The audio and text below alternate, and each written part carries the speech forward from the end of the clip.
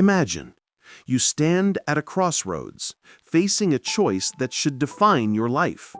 Your intuition screams one thing, but suddenly a different, louder voice sounds in your mind. The voice of expectation, a voice that asks, "But what will they think?" We live in a world where our inner compass has been replaced by an external algorithm, the algorithm of approval. It invisibly governs your career path, your relationships, even the very way you speak. It is a hidden exchange. We surrender our authenticity in exchange for a quick but empty currency, social validation. But this exchange comes at a cost. With every decision made for a like, for a compliment, for the sake of avoiding critique, you drift further from your core self. And a moment eventually arrives when you look in the mirror and ask, "Who am I? And what is it that I truly want?" Today, we will descend into this depth to understand how to reclaim control of your life and begin living by your own algorithm, not by someone else's. Our deep dive begins with the philosopher Friedrich Nietzsche, who powerfully diagnosed the modern condition. He argued that most people are ruled by a herd instinct, a fundamental evolutionary fear of standing alone. The fear of external judgment, of being cast out, is so primal that it overrides our rational thought and our deepest personal desires. The algorithm of approval is simply this ancient herd instinct, digitized and amplified 1,000-fold by the global village. We've created a societal structure where conformity is rewarded with safety and authenticity is punished with isolation. Consider the pressure to display perpetual success, to perform happiness, or to adopt political and social views that grant you immediate acceptance. These aren't choices, they are taxes paid to the herd, and we pay them willingly every single day, just to avoid the profound anxiety of being truly individual. To understand the mechanics of this surrender, we must turn to two further pillars. First, Plato and his allegory of the cave. We, like the prisoners, are chained to the wall and mistake shadows for reality. But in our era, the chains are not physical. They are the dread of separating from the collective narrative, the paralyzing fear of losing our place in the tribe. Second, Carl Jung and his concept of the persona. The persona is the mask we wear for society. It is who we want to appear to be, not who we are. It is necessary for functioning in the social realm, but it becomes a gilded prison when we ourselves begin to believe that this mask is us. When the persona takes over, the core self starves. We lose the ability to differentiate between an opinion that serves the mask and a truth that serves the soul. This process doesn't just stop at clothing choices or career paths. It poisons your ability to recognize your own emotional needs, leading to anxiety, chronic dissatisfaction, and eventually, total emotional burnout. Our mission today is simple, yet intensely difficult: to learn to recognize the difference between the insistent voice of the persona, the voice of the digital consensus, and the quiet, resolute voice of the core, your authentic, uncompromised value. Because all your life decisions, from professional transitions to fundamental relationship choices, are fundamentally a battle between who you think you should be and who you are. This is the critical foundation of our deep dive analysis. Let us begin with the most insidious voice of the persona, the one that governs your labor and status. It is the voice that tells you, I must endure this work, this environment, because it makes me successful, in the eyes of the world. This is the great sacrifice of authenticity on the altar of the expected self. You trade passion for a prestigious title, joy for a stable salary, and meaning for public applause. Psychologically, this is a profound form of self-betrayal. We become addicted to the approval of our LinkedIn peers, our family's expectations, and the external definition of what a good life should look like. But the core self, the inner compass, registers this as a lie.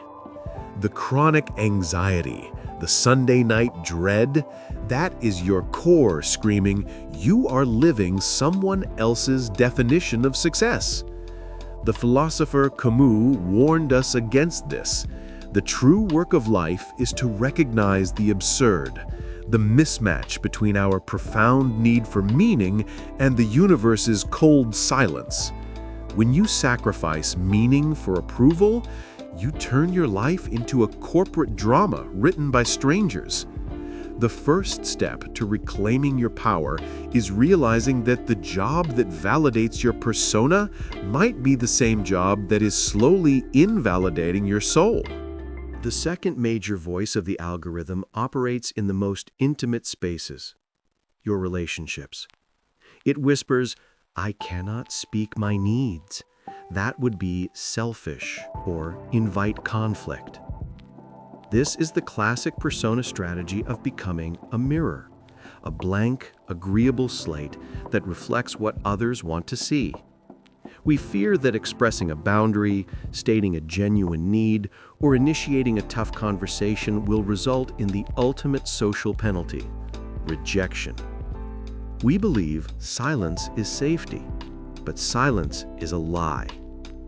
Psychologically, this avoidance leads to the buildup of emotional debt. You accumulate resentment until your authentic self is buried beneath layers of forced agreement. Jung understood that a relationship defined by two complete people requires friction. Authenticity demands conflict. If you are constantly seeking approval by remaining quiet, you are not building a relationship. You are managing two comfortable illusions. The conscious choice here is to accept that self-respect is not selfish. It is the necessary foundation for any honest, functional connection. The person you present to your partner must be the person you actually are, flaws and all. The third voice operates in the digital sphere, demanding intellectual performance. It insists, I must always hold the correct, decisive opinion, or I will appear uninformed or stupid. This is the tyranny of intellectual certainty, a direct defense mechanism of the persona against the inevitable human state of ignorance. The core self understands that learning requires vulnerability, uncertainty, and admitting when you do not know. But the persona cannot tolerate ambiguity. It demands rigid, tweet-sized certainties to gain immediate validation in the public arena. The profound philosophical flaw here is that we sacrifice curiosity for validation. We read to reinforce our existing beliefs, not to genuinely challenge them. By clinging to the perfect opinion, you become brittle. True intellectual depth requires the courage to say, I don't know, and to change your mind publicly.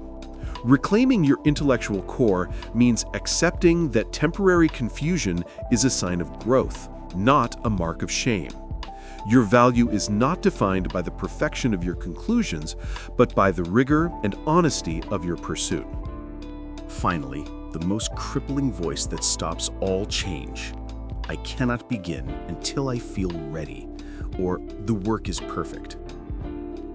This paralyzing state, often mistaken for genuine perfectionism, is, in reality, the persona's ultimate act of defense. It is not a fear of failure.